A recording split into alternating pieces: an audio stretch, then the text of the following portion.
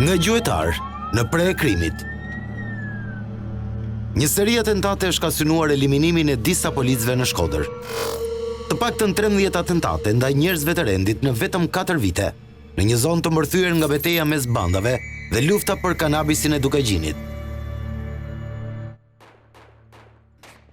Breshëri Kalashnikovësh, eksploziv, zjarre të qëllimshme, mesazhe të koduara dhe kërcënime të ndryshme kanë qenë bashkëudhëtarët kryesor të atyre që duhet vendosin në nënfrer krim.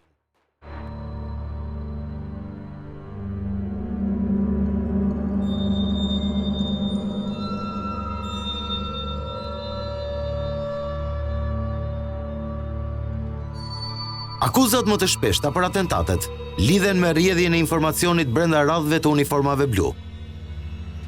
Por kush po i tradhton policët në qarkun e Shkodrës, duke i çuar drejt eliminimit fizik? A mjafton vetëm inkriminimi disa prej policëve të zonave që përdoren si masha në duart e të plot fuqishmëve, apo ka edhe bekime të tjera institucionale?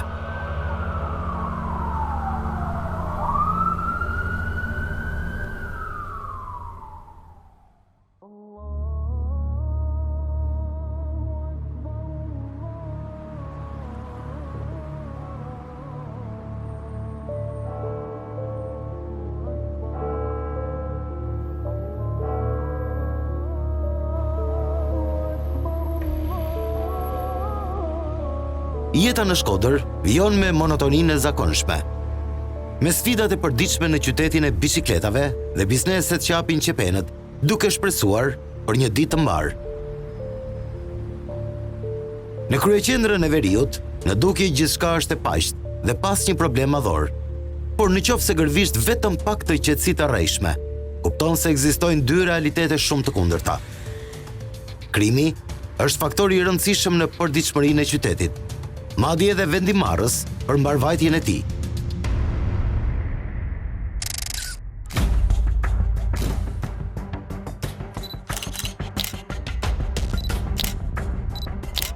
Në vitin 2018, një luftë e përgjakshme mbërtheu Shkodrën me atentate brutale dhe mesazhe të forta mafioze mes dy familjeve të fuqishme të qytetit.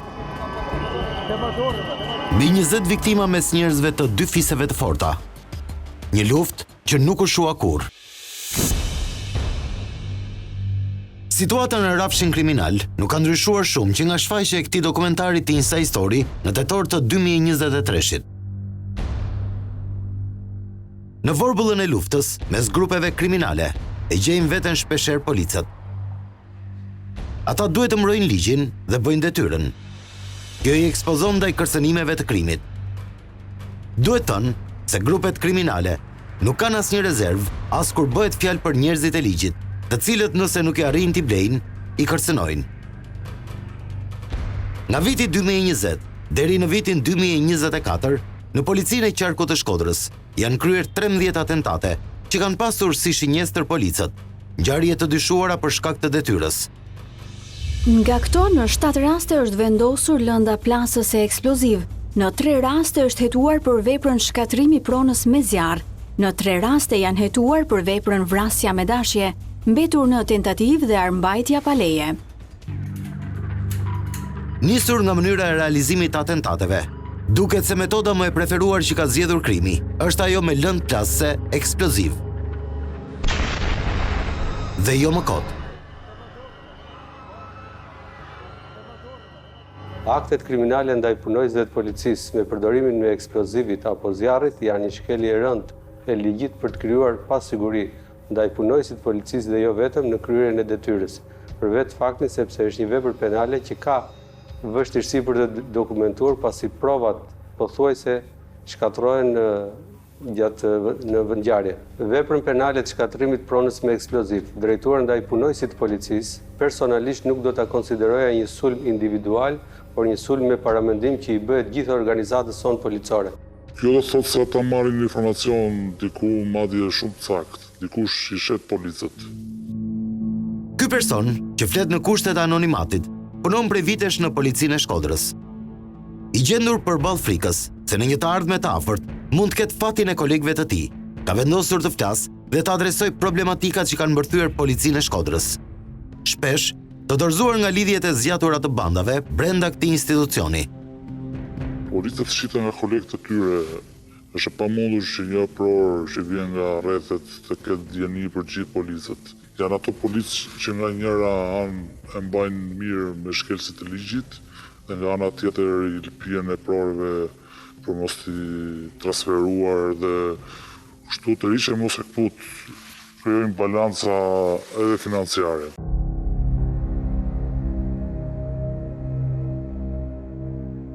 Kjo datë duhet ishte një ditë e zakonshme për Gjergj Ndërshtiqajn, që kishte marrë leje nga Akademia e Policisë, ku studionte për të bërë oficer.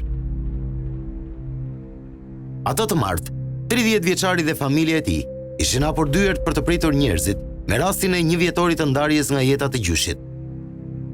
Gjergji së bashku me kunatin e tij, Gjon Leka, marrin makinën e një miku dhe largohen nga lokali ku konsumuan kafe. Ata po shkonin drejt parkimit. Oficeri i policisë kishte parkuar makinën e tij. 4 autorët e atentatit, të maskuar, ndoqën me makinën e tyre mjetin ku udhtonte polici për rreth 3 kilometër. Në momentin që makina e oficerit ndalet, ku i fundit pasagjer, zbret dhe menjëherë vëre lëvizje të çuditshme në drejtim të tij. Nga makina e atentatorëve zbresin 3 pasagjerë të maskuar, që nisin furinë e plumave të Kalashnikovit në drejtim të Gjergjit dhe kunatit, Gjon Leka. Ky i fundit vrapon menjëherë sapo del nga makina, duke u shoqëruar nga breshëria e plumave, ndërsa efektivi i ri i policisë shihet pas makinës. Furia e Kalashnikovëve bën që automjeti të shpërthejë. Plaka largon atentatorët, ndërsa fatmirësisht Gjergji dhe Gjoni arrin të mbijetojnë. Gjergji mori 3 plumba, një në krah, një në gjuhë dhe një në kofsh. 30 vjeçari ka bërë 2 operacione të rrezikshme, 3 proteza metalike dhe 21 vida janë vendosur në këmbën e tij të majtë, që dukshëm ka mbetur me pasoja. I riu ka qëndruar 1 muaj e gjysmë në regjim shtrati, 1 muaj e gjysmë me paterica, ndërkohë tashmë ecën me vështirësi. Gjon Leka mori 2 plumba, një në këmbë dhe një në brinj. Objektivi i atentatit të marsit 2024 dyshohet se ishte Gjergji për shkak të profesionit. I riu në vitin 2020 ka punuar si patrulle përgjithshme. Nga maji 2021 deri në vitin 2023 ka punuar si SPZ në zonën e Shoshit. Një prej aktiviteteve kryesore të punës së tij ishte zbulimi dhe azgjësimi i fushave me kanabis sativa, një veprimtari shumë e përhapur dhe e njohur në zonë, por si duket i ka sjellë dhe konflikte polici të ri. Momentalisht, prokuroria e Shkodrës vazhdon hetimet për atentatin ndaj tij, por nuk ka arritur të zbardhë autorët e ngjarjes. Është regjistruar procedim penal për veprën penale të parashikuar nga nenet 152 dhe 278 të kodit penal. Janë kryer njësër veprimesh hetimore dhe aktualisht çështja është akoma në hetim.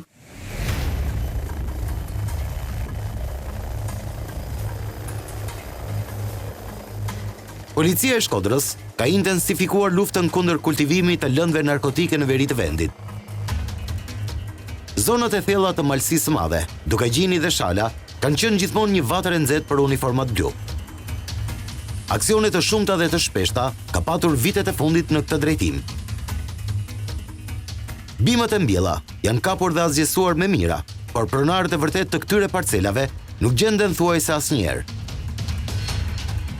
Zonat e thella malore, vështirësitë për të shkuar drejt këtyre parcelave janë elemente favorizues për kultivuesit, që të largohen para se të kapen nga uniformat blu.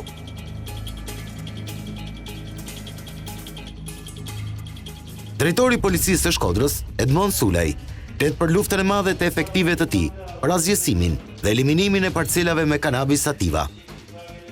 Nga muaji janar deri sot që po flasim, në total janë rreth 320.000 rrënjë kanabis të azgjësuara. Unë nuk e përjashtoj faktin, domethënë që disa prej këtyre ngjarjeve mund të kenë një indicie në luftën që ka bërë Drejtoria Vendore e Policisë Shkodër, për sa i përket azgjësimit të bimëve narkotike.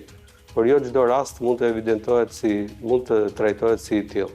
Për aq kohë sa shumë prej këtyre çështjeve janë në hetim, ne nuk mund të dalim në përfundime dhe të nxjerrim të dhëna, domethënë që janë sekret hetimor.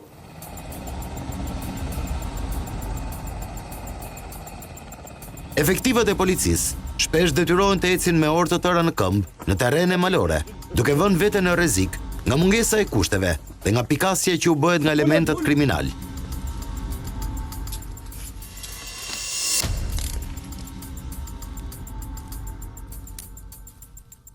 Rasti konkret ishte paralajmërimi që u bën ndaj oficerëve të policisë së Shkodrës më datë 21 gusht 2024 gjatë një aksioni për eliminimin e parcelave të kanabisit. Rreth orës 10:00 në vendin e quajtur Bjeshka e Parus, shteta sende të pa identifikuar kanë qelluar në ajër me armë zjarri, kur kanë parë shërbimet e policisë të cilat po kryenin kontroll të territorit në njësinë administrative Shkrel për parandalimin, evidentimin dhe goditjen e kultivimit të bimëve narkotike. Kjo është vetëm një anë e medaljes. Frika se mund të pikasen nga terreni është shumë e vogël, sesa rrjedhja e informacionit që ndodh në momentin që merren urdhrat për aksione azgjësimit të bimëve narkotike. Këtu nuk duhet të harruar tradhtia, që mund të vijë nga oficerët e zonave apo kolegët brenda grupit. Kemi frikë nga kolegët, frikë nga frikacakat që për të kërcënuar punojësit e policisë terrorizojnë gjithë familjen. Çfarë kanë familjet tona? Kemi frikë nga ato fytyra kolegët që të nesëm në atentatit vinë e të qyra vite duke të ngushulluar, ndërsa një ditë më parë na kanë shitur të kriminalët. Efektivi policisë në qarkun e Shkodrës ka ngritur akuzat forta ndaj kolegëve. Tradhtin, ai e sheh si shkakun kryesor që i nxjerr ata në përpritat e atyre që blejnë dhe korruptojnë kolegë të inkriminuar. Shkodra sot tregon që është në qyteteve që ka një aktivitet kriminal relativisht të frikshëm, po ta marrim në aspektin të ngjarjeve për cilët ne po diskutojmë. Është i frikshëm sepse kur goditet një punojës policie, llogaritet një qytetar çfarë sigurie mund të ketë. Këto aktivitete kriminale janë fuqizuar duke u marrë me pastrimin e parave dhe sot ato na paraqiten me kullare, duke u konsideruar si biznesmen të fuqishëm. Këto që kryjnë këto veprime janë njerëz që i paguhen nga këto drejtues të këtyre grupeve kriminale për interesat e tyre. Rrjedha e informacionit nuk është diçka që nuk njihet në radhët e policisë, nga nivelet e larta drejtuese, madje deri tek ato më të ulta. Kjo ka dalë hapur në dosjet Sky ECC, që janë zbardhur në të tjera investigime. Diçka të tillë e ngriti si shqetësim dhe kreu i SPAK, Altin Dumani, kur foli para Këshillit të Lartë të Prokurorisë. Trajtimet tona kanë treguar që, sidomos në rastet e krimit të organizuar, eksponentë të policisë së shtetit, madje edhe me funksione të larta në policinë e shtetit, janë të lidhur, nuk po themi të lidhur, kanë bashkëpunuar me krimin e organizuar. Në vazhdon e akuzave për inkriminimin e policisë nga ana e Dumanit, efektivi ynë i intervistuar në anonimat nga akuzat tepër të forta për policët e zonave. Ai thotë se janë pikërisht këta të fundit që shesin kolegët e tyre dhe u japin të gjithë informacionet e nevojshme kultivuesve të drogës për grupin e policëve që u azgjësojnë bimat narkotike. Nëse SPZ ka informacion për çdo gjë që ndodh në zonë, që mbulon, qoftë ndërtim, paleje, qoftë person kërkim, qoftë parcela me kanabis. Nëse SPZ mbron personin në kërkim, duke i thënë X ose do vinë për kontroll banese, mos dil se ka kontrolle, deri dhe mbille këtu se nëse të vjen avioni, t'i shkullim 10 bime, t'i fotografojmë dhe pjesën tjetër mbaje. Këta punojës policie t'i drejtojnë institucioneve ligjzbatuse, askush nuk e ka penguar një punojës policie i cili për një arsye apo për tjetër mund të mos ketë besim që të vazhdoj dhe të deklaroj ato çfarë të dhëna ka ai për personat e inkriminuar. Gjej rastin që të përmend se si vjet Drejtoria Rajonale e AMP-s ka qenë si një trup i vetëm me ne në luftë kundër kanabis, do në bashkëpunimi ka qenë i shkëlqyer. Efektivi policisë tregon edhe rastet kur ka qenë vetë pjesëmarrës në aksion dhe është shitur nga policët e zonave. Madje i gjithë grupi është tradhtuar prej tyre, duke u dhënë pronarëve të parcelave informacionet e plota se kush nga efektivët ka marrë pjesë në aksion.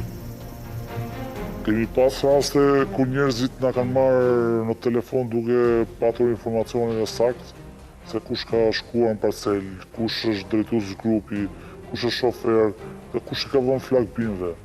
Nga rrjet ky informacion. Drejtori i policisë nuk e din kush e ka vënë flakën bimëve të shkullura, por tradhtohemi nga SPZ që kemi me vete.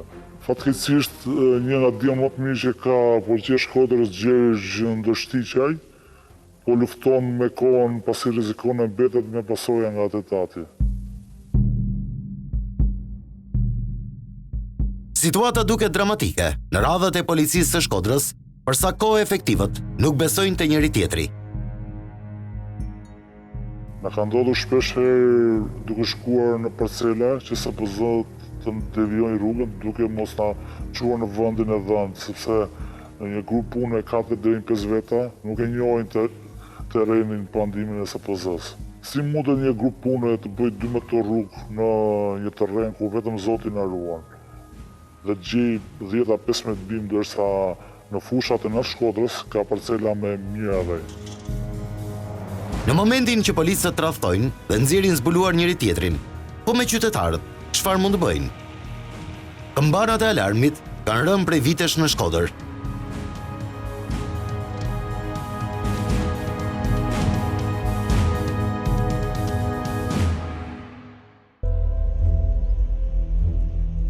Në pjesën e parë të dokumentarit, kuptuam lidhjet e tërthorta ndërmjet policisë së Shkodrës dhe kriminalëve që kanë çuar tek atentatet e frikshme ndaj uniformave blu në kryeqendrën e Veriut. Vetë policët, sipas rrëfimit që dhe dëgjuam, drejtojnë gishtin drejt kolegëve për dekonspirim. Të shkurt, efektivët besojnë se nxirren në prit nga kolegët e tyre, pasi elementëve kriminal u jepen të dhënat e plota të grupeve që asgjësojnë parcelat me kanabis. Një realitet shumë shqetësues. Megjithatë, nëse i referohesh letrave zyrtare nga ana e institucioneve tona, kupton se lufta për zbulimin e autorëve të këtyre ngjarjeve nuk ka qenë aq ballore sa duhet të ishte. Nga 13 atentate që janë realizuar në total në qytetin e Shkodrës në vitet 2020-2024, policia bën me dije me një përgjigje zyrtare se vetëm 3 raste janë zbardhur. Qëllimi kryesor i sulmeve me eksploziv mund të jetë ulja e moralit të punojësit të policisë dhe të gjithë punojësve të policisë për t'i bërë ata të ndihen më të rrezikuar, gjë që ndikon në përkushtimin e tyre në kryerjen e detyrës. Shkatrimi i pronës me eksploziv ka pasoja psikologjike, sociale dhe shoqërore ndaj punojësve të policisë, të cilat janë afatgjata. Për vetë faktin nga mekanizmi ndodhjes së kësaj ngjarje do të bën shumë të vështirë, por jo të pamundur zbardhjen e këtyre ngjarjeve. Çështja shkon në prokurori, pezullohet dhe kthehet në polici. Kjo nuk do të thotë se kjo ngjarje quhet e mbyllur, por kjo do të thotë e motivon më shumë policinë për të gjetur provat. Rastet e zbardhura bëjnë fjalë për agresionet ndaj efektivit Prel Milani, i shkreu të policisë bashkiake në Malsinë e Madhe, Mentora Sanaj, si dhe ndaj efektivit Admir Okaj. Atentati ndaj Mentora Sanajt në datë 11 tetor 2020 në rrethrotullimin e 5 heronjve të Vigut kishte si autor shtetasin Iliriana Sanaj. Autori 19 vjeçar, qelloi me armë zjarri Babe Bir, Mentor dhe Xhelala Sanaj, të cilët kanë marrë plagë në kokë dhe në trup.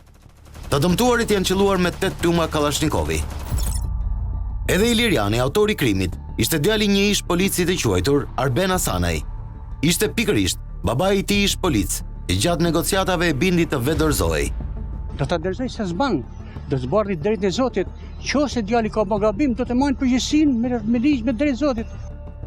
Së bashku me 19 vjeçarin që pranoi fajin, u arrestua edhe shtetasi Verzan Bajrak Kurtaj, një ngjarje e zbardhur nga dëshmitë e autorëve, pavarësisht se nuk u mësua kurrë nëse ngjarja kishte porositës dhe kush ishin ata. Më i thjesht për të zbuluar ishte sulmi ndaj Admir Okajt. Efektivi policisë sulmohet më 28 mars 2024 nga pas me sende të forta në mes të tregut të Zdrales. Okaj po bisedonte me 2 familjar në rrugë, por autori, Ormir Gucia, i shkon nga mbrapa dhe godet në qafë. Efektivi i policisë nxjerr armën në kushtet e vetmbrojtjes. Ai më pas mundohet ta neutralizojë, duke qelluar me tytën e armës, u ndodhi një shkrepje e pavullnetshme. Okaj më pas e ndjek nga mbrapa, por autori arrestohet disa orë më vonë nga uniformat blu të Shkodrës. Agresori kuptohet qartë nga kamerat e sigurisë dhe në deklaratën e tij në polici ka pranuar dhe krimin.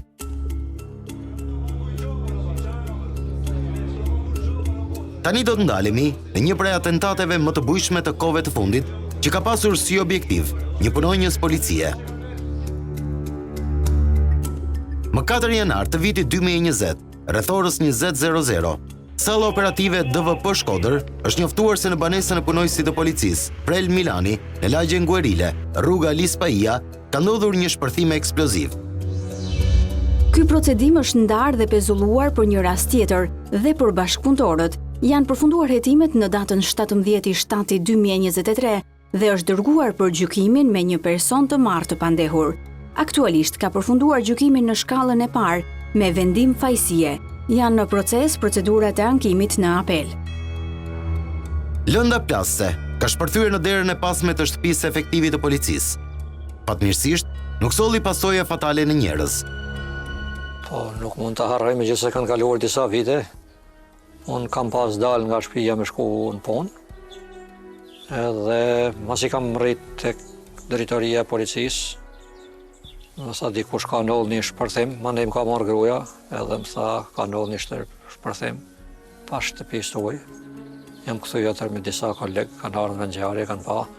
Më thanë drejtën u zona i papërgatitur, befasisht. Për mua ishte i papritur pasi as kam pas probleme me kënë, por ajo ishte për shkak të punës që bëj, edhe kryesisht për shkak kultivimit narkotike, është një detyrë specifike nga më të vështirat e policisë.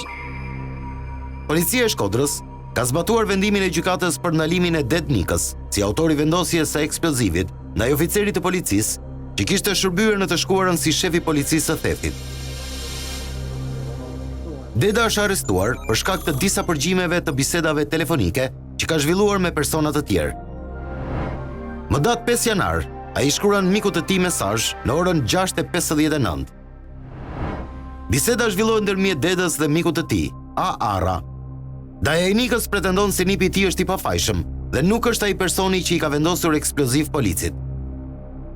Unë jam i bindur se nuk e ka bën sepse e di edhe njoh edhe di se asi rrugë, asi mënyrë, asi mundësi nuk çon sa i ka pas mundësinë me krye prej në shoshën Kiras për që akuzohet, edhe sikur me pas dyshime plota vetë kushtet asmerike, edhe koha periudha, asa kohët e rruga, edhe amortizimi i rrugës jashtë nuk e kap, nuk e lejon për në periudhë për ma ullë prej shoshit në Kiras e me kryat veprime dhe me shku në Kiras. Për mua, dënimi e arsyeja më e fortë ose prokuroria don se thot zbarra një çështje. Ne na akuzojnë për një përgjim që është marrë në datën 6 janar 2020. Biseda që i referohet, i afërmi i personit të dënuar për atentatin, është zhvilluar më datë 6 janar 2020 në orën 11:26. Ajo konsiderohet si prova kryesore nga ana e prokurorisë. Aty flitet për atentatin. Hetuesit dyshojnë se Dednika në bashkëbisedim i ka paraprirë raportimit publik të ngjarjes, duke dyshuar se ai kishte gisht direkt. Që tash më ka arë mesazhi që më pate qumra. Qa thue? Ro po, qa kje? A? Shife prep se nuk do të ketë tik hala. Po për qa bëhet fjallë? Pa i për një dashamir. A? Po, një paralajmërim ja kem dhanë. Qa je ka thue? Po, mana, po. Jo, nuk i kina po, se nuk kena as drita tash. Tash bëll me rak po mesin. Ja kem pavu large s'ka ba dëmtim t'mall. A? Krejt pak.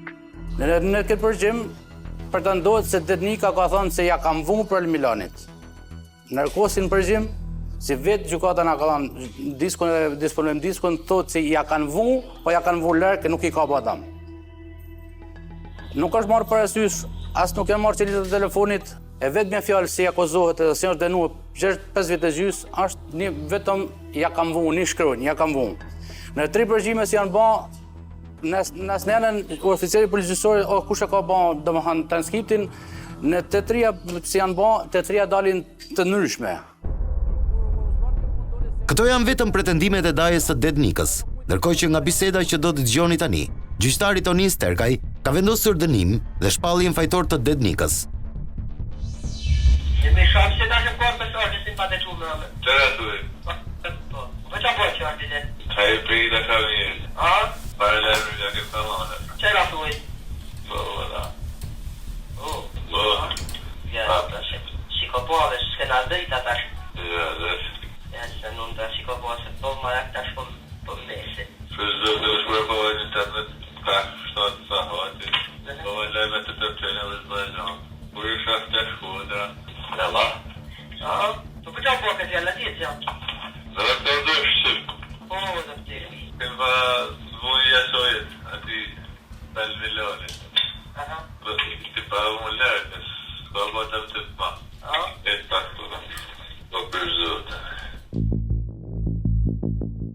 Kjo është biseda që ka quar pas sekurave Dednikën si autorin e sulmin ndaj policit Prel Milanin për shkak të detyrës. Gjykata e Shkodrës e ka dënuar me 5 vite 6 muaj burg për 3 vepra penale. Shkatrimi i pronës me eksploziv, kanosje për shkak të detyrës dhe mbajtje pa leje armëve apo municioneve. Nga vendimi është e qartë se ai është sulmuar për shkak të detyrës. Betejë e familjes Nika për pafajësinë e dedës do të vazhdojë në gjykatën e apelit, por duket se ky është një kapitull i mbyllur në aspekt personal për Prel Milanin. Fatmirësisht ngjarja ime është zbuluar, edhe më vjen mirë, i përgëzoj edhe policinë edhe prokurorinë për atë që kanë bërë. Vjen edhe befasohesh në një rast se për shembull ai personi që i ka kryer atentat që po e thojmë ne nuk kishte në aty rast vetë kriminale, as familja e tij as kishte probleme për të futur në listën e njerëzve problematik. Unë kam 24 vite, hyj për vitin e 25, ku në këtë sektor kam 6 vjet që kam punu në zonën e Dukazinit, kam punu edhe në zonën e Puks, edhe në zonën e Malësisë Madhe, pra e njoh krejt territorin e qarkut Shkodrës. Prel Milani është një prej atyre oficerëve që kanë mbi 20 vite që mbajnë veshur uniformën e policisë. Prej atyre me integritet të lartë dhe që karrierën e ka ndërtuar në bazë të ndershmërisë dhe punës. Në një kontekst grotesk, ky atentat që u bë tregon për mos përfshirjen e tij në marrëveshje apo joshje sa u përket veprimtarive të ndryshme kriminale. Oficeri krimeve të rënda në Shkodër e kupton mjaft mirë situatën dhe di dhe rrezikun që përballen punojësit e policisë në betejën e tyre për azgjësimin e lëndëve narkotike. Ai flet pa doreza për aksione të tilla, duke dhënë dhe një propozim. Duhet pranojmë se një pjesë e njerëzve në nivel të ulët kulturor, duke mos pas edhe mundësi tjera jetese, implikohen nga njerëz tjerë më të fuqishëm dhe nxiten për bën disa veprime ose duke pirë, edhe bajnë disa veprime, përdoren si mash nga të tjerët. Madomendja shumica e këtyre raste që kanë ndodhur me policën në rrethin e Shkodrës, kryesisht me lidhjen në luftës kundër kanabisit ka të bëjë, sepse një pjesë e tyre kanë në zonën e Dukagjinit dhe të Shllakut të zonave malore, do të ishte krijuar një trup e posaçme për të luftuar kanabizmin edhe drogën, po sidomos kultivimin. Prel Milani e pranon në mënyrë të tërthort se arsyeja e atentatit ndaj tij, por gjithashtu dhe kolegëve që kanë patur fatin e njëjtë me të, lidhet drejt për drejt me aksionet që kanë bërë policët në zonën e Malësisë së Madhe për azgjësimin e kanabis sativës. Ndryshe nga kolegu i tij në anonimitet, Prel Milani nuk e pranon hapur se kolegët e tij janë të lidhur me krimin. Është sektori më i vështirë, natyrisht është më i vështirë, edhe policia nuk është se s'ka rezultate, ka shumë rezultate. Gjaja e parë dhe kryesore çdo policie në botë është rrugja e konspiracioni i aksionit edhe mbrojtja e shokut. Mund të ketë edhe ndonjë rrjedhje informacioni, ndonjë fjale që bëhet shkak për mu hakmarr, sepse punëtori i zonës që ka dhe riskun e madh që mban përgjegjësi për çdo gjë dhe për disa gjëra që shpesh nuk ka asnjë faj. Prela është një nga personat që kanë përjetuar në kurrizin e tyre se çfarë do thotë të ndërshkohesh për shkak të detyrës. Eksplozivi i shpërthyer në oborin e shtëpisë së tij ishte paralajmërim. Sulmi ndaj çdo punonjësi policie nuk është vetëm ndaj individit, por ndaj gjithë uniformës. Ashtu si përfshirja në ngjarje kriminale e uniformave blu, që ndikon në uljen e besueshmërisë në popull. Por si ndikojnë këto atentate ndaj policëve në radhët e kolegëve të tjerë? Edhe në përbot, policët goditen, më shumë se kush do tjetër, edhe në Shqipëri më shumë se kush do tjetër nga ditur policët dhe vrarë. Se janë vrarë shumë pak prokurorë as gjyqtarësh. Nuk e njehen veten mirë, po as në panik, kemi kaluar se e kemi far parapërgatitje se mund të ndodhin. Sepse shpeshherë kur ndodhin këto gjëra është krijuar një zakon i keq tonë në Shqipëri, ashtu dakord që vjen nga tradita e vetë gjystësisë, se nuk bjen kush në qafë, po nuk i bën diçka. Në policinë e shtetit nuk është se nuk ka pas edhe ma përpara edhe nuk ka rrjedhje e informacionit. Shkodra ka pas, kohët e fundit ka pas goditje të mëdha të përsa i përket kanabis në gjithë territorin e zonës Veriut. Dhe këto goditje sigurisht i kanë shkaktuar dëme të mëdha grupeve kriminale. Dhe këto ngjarje që janë reagimi i drejt për drejt me i këtyre grupeve ndaj forcave të rëndit. Në fakt, përveç policisë, ka dhe institucionet të tjera, të cilat ndikojnë në situatën aktuale, herë për mirë, herë të tjera në mënyrë të gabuar. Prokuroria dhe gjykatat kanë një rëndësi tepër të madhe për fatet e ngjarjeve të tilla dhe mesazheve që transmetojnë.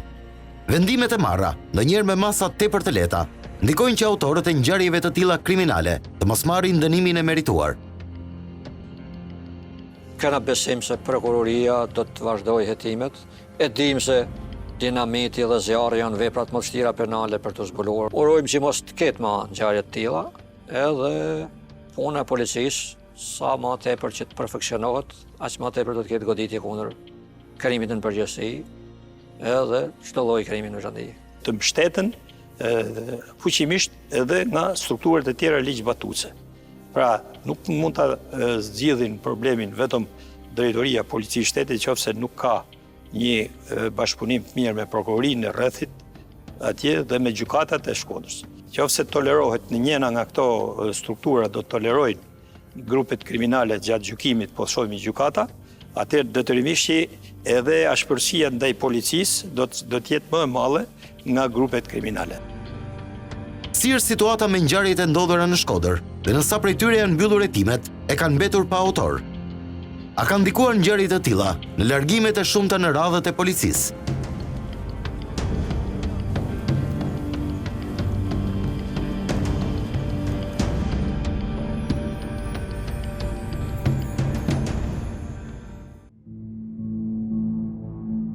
Misioni një punonjësi policie mbart për erë rrezikshmëri. Në zonat të caktuara, ky rrezik është edhe më i madh për shkak të kriminalitetit më të lartë dhe influencës së grupeve të krimit të organizuar. Situata ka treguar se Shkodra përbën një prej zonave më të rrezikshme për të shërbyer në polici. Rreziqe që vijnë nga lufta kundër kanabisit, veprimtaritë e tjera kriminale, pa harruar lojën e dyfisht të njerëzve të ligjit dhe tradhtit. Fatmirësisht, 13 atentatet e regjistruara ndaj njerëzve me uniformë në Shkodër në 4 vitet e fundit nuk kanë prodhuar viktima. Diku ngjarjet kanë qenë të dështuara dhe në rastet të caktuara mesazhe paralajmëruese. Deri më tani janë zbardhur vetëm 3 raste. Por si është situata me ngjarjet e tjera dhe ku ka ngecur puna deri më tani? Prokuroria e Shkodrës na jep një panoramë pak pozitive për punën e deri më tanishme. Në 5 raste janë pezulluar hetimet nga ana e këtij institucioni.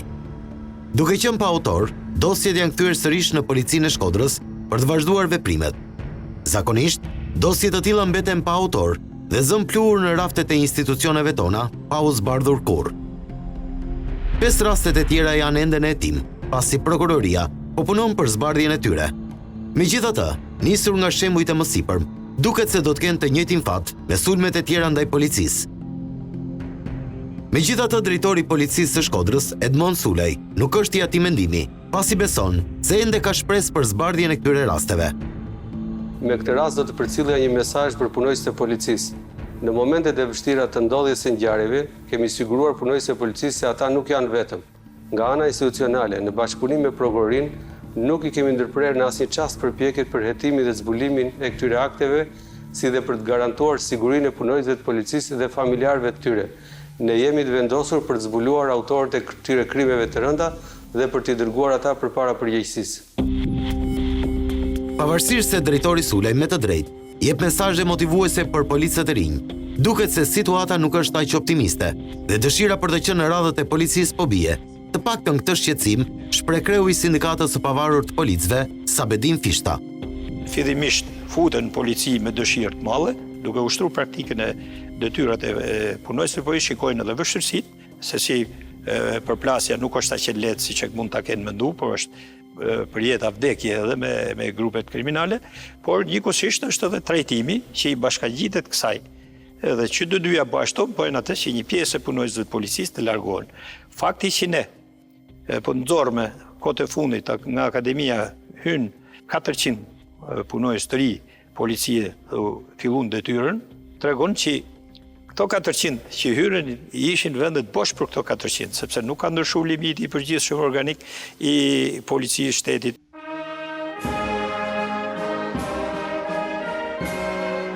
Pishta e lidh një deklaratë të tillë me ceremoninë e datës 9 tetor të 2024, ku ministri i Brendshëm, Ervin Hoxha, së bashku me drejtuesit më të lartë të policisë së shtetit, uruan mirëseardhjen 400 policëve të rinj. Në pamje të parë gjithçka duket shumë e bukur, pasi policia e shtetit po rinovohet dhe në moshë. Sigur kjo të ishte arsye e vërtet dhe jo çështje emergjence. Në fakt, ka tentativa për rifreskimin e uniformave blu dhe thirrjet e përvitshme ndaj të rinjve për aplikim janë pjesë e kësaj fushate. Një fushatë që nuk po prodhon dot rezultatin e pritshëm, pasi afrimet e reja thjesht kanë shërbyer për plotësimin e vakancave. Përpjekjet për rinovim apo vetë pastrim duket se janë penge dhe elemente të caktuar brenda organizatës.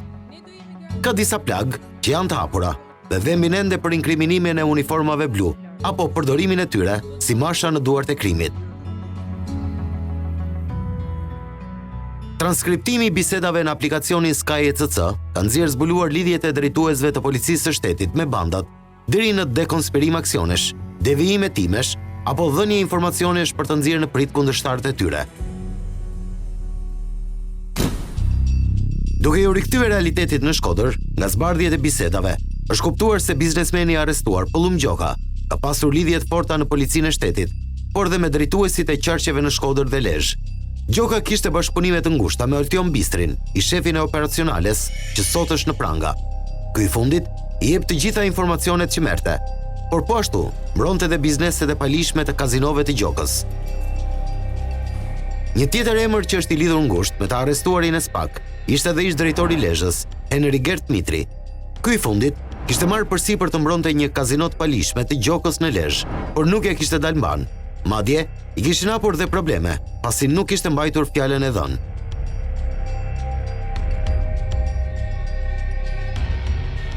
Një tjetër ushtar që jepte informacione për Pollum Gjokën dhe lidhjet e tij ishte shefi krimeve në Shkodër, Ardit Hasanbegaj. Ky i fundit i jepi informacione biznesmenit për hetimet e vrasjes së Gjimbo Riçit më 9 gusht 2020. Gjoka i kërkon të devijojë zbardhjen e ngjarjes. Episode të tilla të bëra publike tashmë ngren pikpyetje të mëdha edhe për serinë e atentateve ndaj policëve. Këto transkripte që përmendëm në mënyrë sipërfaqësore na krijojnë idenë se personat brenda radhëve të policisë që kanë dhënë informacione për kundërshtarët e grupeve kriminale kanë dekonspiruar dhe kolegët e tyre. Rasti tipik është ai bllokimi të kazinos së palishme të Pollum Gjokës në Lezhë. Ish drejtorët Henry Gert Mitri dhe Oltion Bistri japin informacione se kush nga oficerët e policisë ka drejtuar këtë aksion dhe ka bllokuar pajisjet e aktivitetit palishëm të Pollum Gjokës. Pra nga konteksti i bisedës, kuptohet se oficeri që kishte bërë një punë të mirë duke luftuar palishmërinë, ishte nxjerrë zbuluar nga kolegët. Ai mund të rrezikohet kurdo nga krimi, pasi zgjodhi të jetë në anën e ligjit. Drejtori i policisë së Shkodrës, Edmond Sulaj, është akuzuar publikisht nga kreu i grupit parlamentar të Partisë Demokratike, Gazmend Bardhi, për përfshirjen e tij me bandat. Ai ka akuzuar se emërimi i tij ka ardhur pikërisht prej ndërhyrjes së këtyre të fundit. E di emrin e drejtorit policisë së Shkodrës. Ta them unë, kush ta ka emëruar. Kodi PIN i Sky ECC DGLXJM. Mua mondi më duhet një dimër aty vlla. Në fakt, përgjigjja ndaj Bardhit për mungesën e verifikimit të fakteve erdhi menjëhershme nga ministri i Brendshëm Ervin Hoxha, që mohoi akuzat. Ndërkohë që në Encrochat parashtrohet një bisedë që i përket vitit 2021, më lejoni t'ju shpjegoj se Edmond Sulaj ka marrë detyrën e drejtorit policisë qarkut në vitin 2023. Pretendimeve të opozitës ju përgjigj në këtë intervistë edhe vetë drejtori Sulaj. Do të ndjek rrugën ligjore. Në asnjë rast nuk jam i përzier me atë çfarë është diskutuar nëpër media për sa i përket personit tim. Në kushte të tilla, a ndihen të sigurt policët që mund ta shohin veten të pambrojtur nga të gjitha anët. Sulme me prapavi politike, sulme dhe tradhti që mund të vinë nga kolegët e pamoralshëm që bashkëpunojnë me krimin dhe pa harruar, sulmet e drejt për drejta ose të tërthorta që mund të vinë nga faktorët kriminal të qytetit. Për aq kohë sa unë kam marrë përsi për të kryer detyrë, do të nuk i marr për bazë asnjë lloj kërcënimi. Po çe ekziston? Në asnjë rast nuk jam kërcënuar drejt për drejt dhe nuk kam arsye domethënë që të justifikohem. Shkodra mbetet një qytet shumë i vështirë për të punuar, pavarësisht se në dukje, duket se gjithçka shkon në mënyrë të paqët. Policët kanë një rol shumë të rëndësishëm për mbarvajtjen e sigurisë dhe rendit në qytet. Detyra e tyre vështirësohet edhe më shumë nga tentate të tilla dhe pasiguria se çfarë mund të ndodhë me ta dhe familjet e tyre. Duhet thënë se të njëjtat vështirësi për njerëzit me uniform janë në çdo zonë ku ata shërbejnë. Hyjet në radhët e dëshmorëve të policisë shtohen nga viti në vit. Deri në tetor 2024 janë 229 policë të shpallur dëshmor të adheut. Policët janë shtresa më e sulmuar në radhët e drejtësisë. Askush nga institucionet e tjera, as prokuroria, as sistemi gjyqësor, nuk ka pasur kaq sulme sa ka ndodhur me uniformat blu. Shtria gjeografike që ka qarku Shkodër e bën shumë të vështirë, por jo të pamundur kontrollin e territorit. Vetëm si vjet në bashkëpunim me Ministrinë e Mbrojtjes, forcat e ushtrisë dhe gjitha institucionet e pushtetit lokal për të cilat gjej rastin t'i falenderoj, misionin e forcave ajrore, ku vetëm për si vjet janë kryer 21 misione fluturimi. Gjej rastin që të falenderoj të gjithë punojësit e policisë të qarkut Shkodër pa dallim, të cilët për mua janë heronj të heshtur për atë çfarë ata kanë bërë si vjet për sa i përket luftës kundër kanabisit. Më mirë se drejtori Edmond Sulaj nuk i njeh askush kushtet në të cilat punojnë oficerët e policisë së Shkodrës. Zyrtari i lartë, në formë motivimi i quhen heronj të vërtet, ndërsa ne nuk do të donim që policët apo drejtuesit e saj të shiheshin si heronj. Do të donim të konsideroheshin e të trajtoheshin si profesionistë të vërtet, të dinjitetshëm dhe të bënin detyrën e tyre në kushte të favorshme. Emrat e drejtuesve dhe policëve do të ndryshojnë, por uniforma mbetet dhe askush nuk duhet të guxojë të ngrej dorë apo të mos e respektojë këtë institucion. E derisa të arrijmë në këtë moment, që fatkeqësisht duket i largët, mos harroni, këmbanat e alarmit vazhdojnë e bie në Shkodër.